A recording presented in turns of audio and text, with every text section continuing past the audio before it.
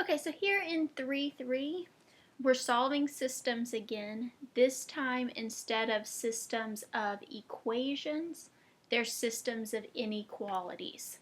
Now, there's only one way that you can solve the systems of inequalities. You can't really do substitution and elimination and all of that. Graphing is going to be our only method. Now, here's what we're basically going to do. We're going to graph each of these, do our shading and all of that, and look for where they overlap. That's our goal. So graph them both, do our shading with them, look for where they overlap. Okay, so I'm going to graph this one in blue. So it's already in y equals mx plus b form. So I'm going to graph y-intercept of -6, slope of 3, 1, 2, 3, over 1.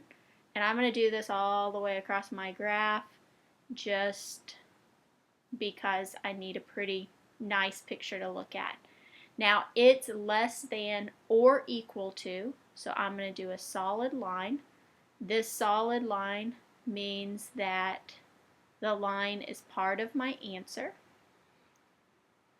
And then I'm going to shade, and maybe I'll try shading in blue again. I'm going to shade where it's less than. So it's less than underneath here. Alright. So let's see how close I can get. Alright, so there's my first graph. Now let's graph the second one, and I'm going to put that in sort of this gray color.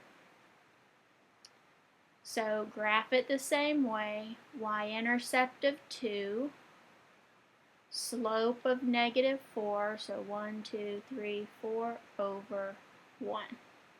2, 3, 4 over 1. And I'm going to go up as well, 1, 2, 3, 4, back 1. I'm going to use a dotted line because it's not equal to, it's just greater than. Okay. And then I'm going to shade where it's greater than, which means I'm going to shade here above. Now, my answer is where the two graphs overlap. So I'm going to look at this and see where they overlap. Here's where they overlap. That's my answer. So this section here is my answer. So it's going to include this line, and I was going to use red. It includes this line.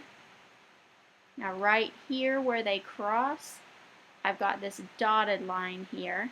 So it includes those. And then I'm going to shade where it overlaps, which is right here. So my answer is in red. Now I would say the biggest thing to be careful on here is just to keep everything kind of neat and organized. Sometimes there's so much going on, I just get confused. I don't even know what I'm looking at. So just keep everything nice and neat and organized. Okay, so let's look at a couple more of these.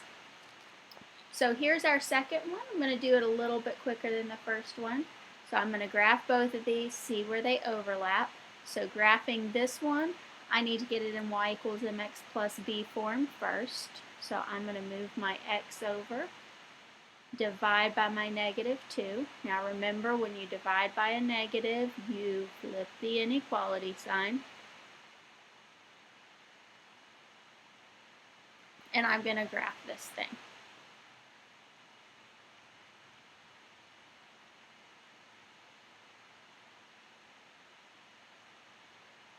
Okay, slope of 1/2, and dotted line, because it's not equal to, it's just greater than.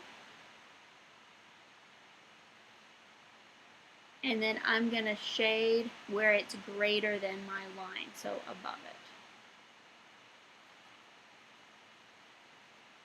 Alright, so there we go. Now let's graph the second one. Now this one is actually already in y equals mx plus b form. So y-intercept of 5, I'm going to give that negative to the 3. So rise -3, 1, 2, 3, run 2. Okay, and keep doing that. Down 3 over 2, down 3 over 2. Now this one I'm going to use a solid line because of the equal to.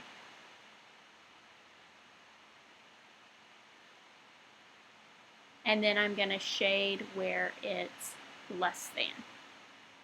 So I'm going to shade underneath it. Now again, you're looking for where they overlap, which would be in this section right here. So I'm just going to go through and mark my answer. So we overlap here, and then along this dotted line because it's up in that section.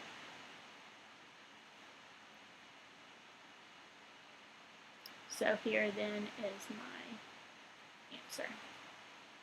Now again, I put my answer in red, easy to see. Some people like to use a couple of different colors on this. Some people just shade real light until they get to their final. Just make sure I know what your answer is. You know, don't make me guess or something. Okay, let's look at 2 more. Now we've only had lines. I want to make sure that we look at a couple that have absolute value in them and then look at our weird situation. Okay, so I'm going to go through and graph this. Now if it's just y equals something, remember that it's a horizontal line. So I've got a horizontal line right here, and I made it dotted because it's not equal to, it's just less than. And then I'm going to shade less than 4, which would be down here.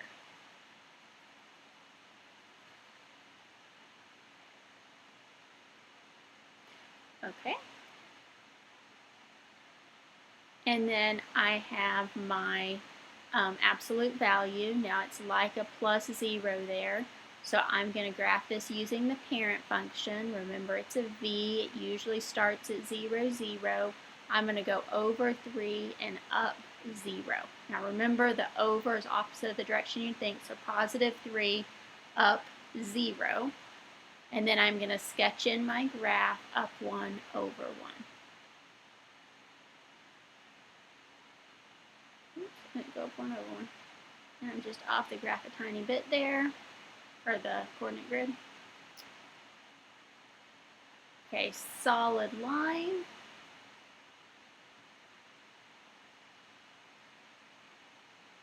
And I'm going to shade where it is greater than, which means above.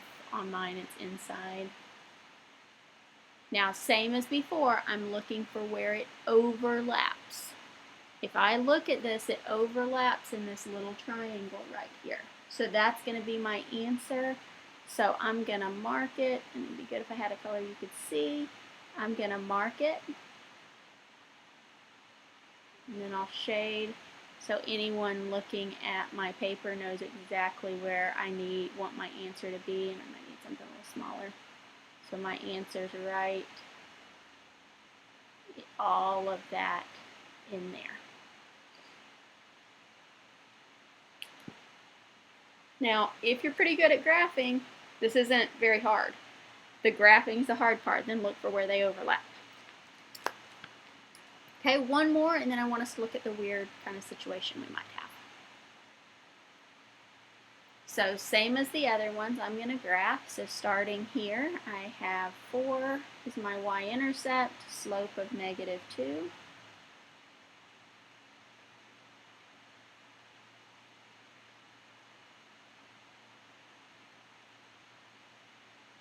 Okay, it's greater than or equal to, so or equal to means solid line.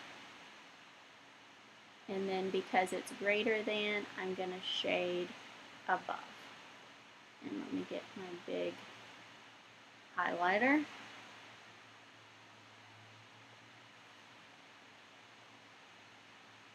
Okay, there we go.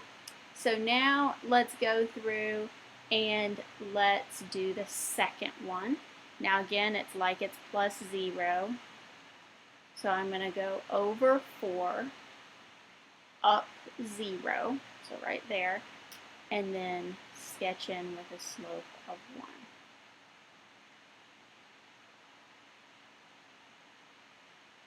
Okay, it's less than or equal to, so solid line. And then I'm shading where it's less than, which means I'm shading underneath my V, all of that. Pretend like this is nice and shaded everywhere. Okay. Now, if you look at this, the part that overlaps is this part right here. So below this line here and above this blue one here, that right there. So let me sketch that in, same as before. I might need a smaller highlighter. So right, no, that's not red, right in here.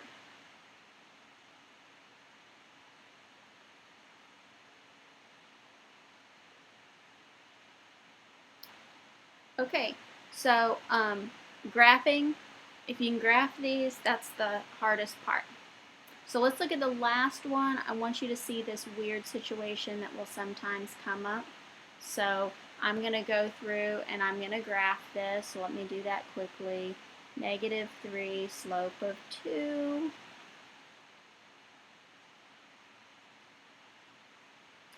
Okay, solid line because of the equal to.